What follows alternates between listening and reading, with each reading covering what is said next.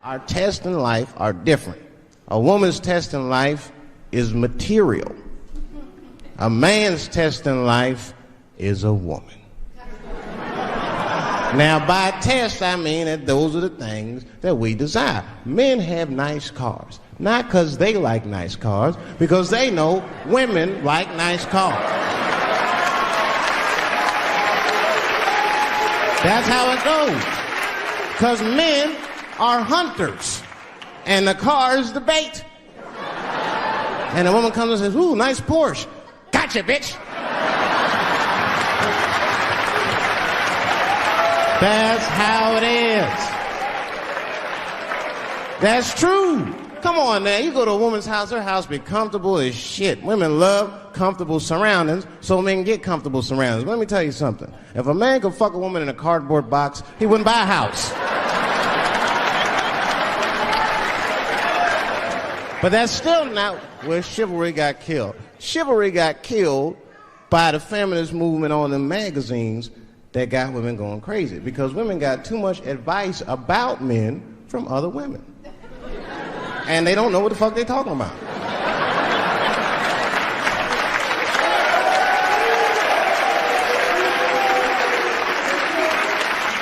It's true.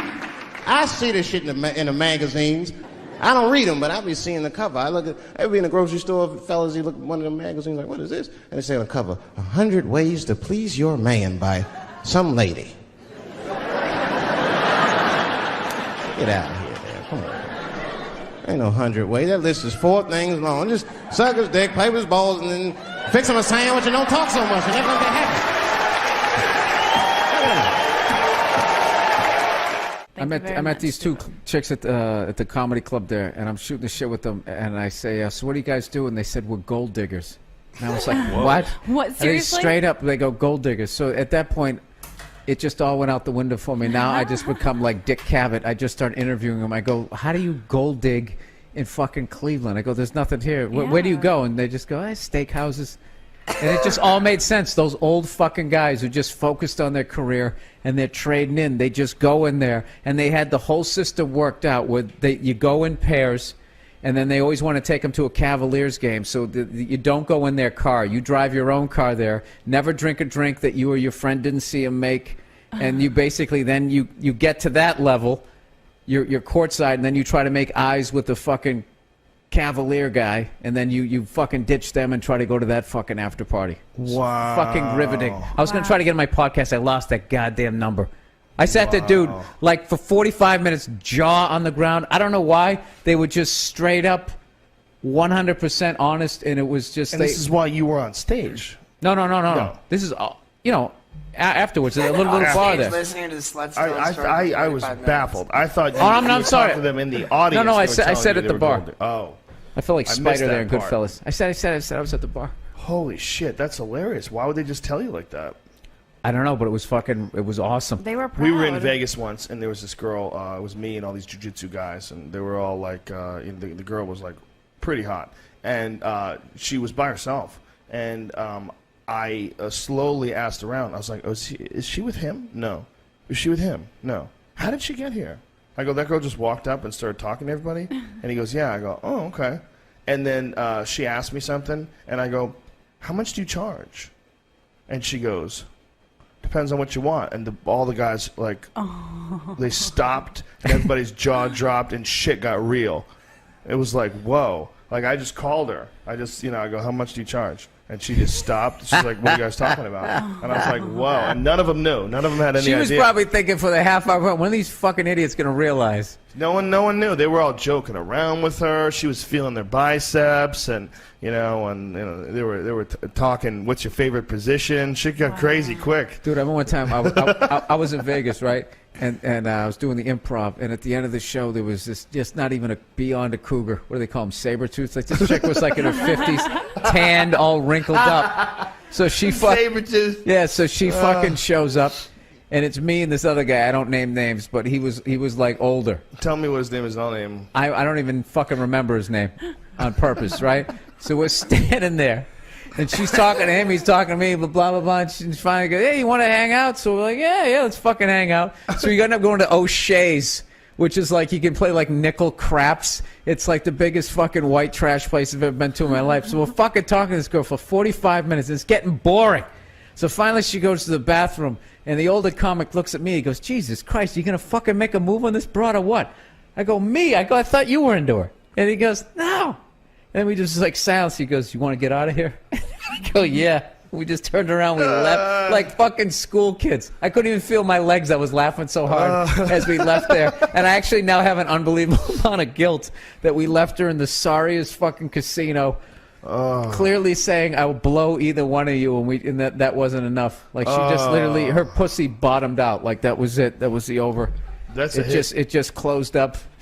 That's a solid hit to the self-esteem. It's like when one of those legendary diners finally goes out of business and everybody gets sad, goes down there for one last corned beef sandwich before they turn it into a Best Buy. No? Whatever. Yeah. I tried to put a button on it. They're not all gems. Star Diner, White Plains, New York. I know what you're talking about. Yeah, absolutely. We've been making corned beef sandwiches for 60 years. Like two cold-blooded souls in need of one. Well, take everything that you want, you can have it, and I'll brush the sand from my clothes. No need to be ladylike, even forbidden fruit you can buy, and every excuse you could possibly use for the way that the world says to be. I'm thinking it's best if we get married, man. Why man wouldn't be afraid to get married at this point? You know, look at Kobe. Look at the shit he's going through right now. All right, guy's getting a divorce. His wife's gonna get $70 million. Never hit a layup in her life.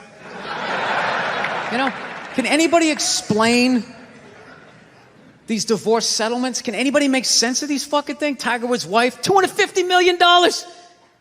She's a babysitter worth $250 million fucking dollars. Somebody, go ahead. Somebody, explain, justify it. Justify it. What, he cheated on her? I don't give a fuck. Yeah, I don't give a fuck. He cheated on her. Great, the relationship's over right then. Kobe cheated, right? Shouldn't that relationship been over right then? Why did she hang around like some jaded cop for 3 years trying to get her fucking pension, right? Get that 10 years in? I don't know, maybe that's too harsh. That shit bothers me, man. Dude, there is an epidemic of gold-digging whores in this country. And every night I put on the news, and I'm waiting for someone to address it. Every night, never see it, you know? And every night I bring up gold-digging whores, and the whole crowd pulls back like I'm up here talking about Bigfoot, right? Like I'm saying the moon's made out of cheese or something. Talking about whores, people. They're everywhere. How many? How many more great men are going to get chopped in half before we do something? Why is it so quiet in here? God damn, I don't get it. What is it? Is it women? Do you think I'm calling you? I'm not calling any woman here a whore, okay? So don't pull back. That's not fair, okay? If you brought up wife beaters, I wouldn't like pull back. I get it. There's guys hitting women, they need to be stopped. We gotta understand that gold-digging whores are the wife beaters for men. Yeah, they are. Except we don't have that Rihanna lumped up photo in the end, so it's not obvious. It's in the eyes. It's in the lines in your face. It's in Mel Gibson's high-pitched voice on the answering machine. I had to give up my Laker tickets, right? That is the sound of a man being taken for everything he's got. I gotta tell you, I'm envious of women, okay? I'm not saying your problems get solved, but at least they're taken seriously. You know? People, you got 1-800 numbers, you got ribbons, there's groups. People give a shit. Anything happens to a guy, it's just considered funny.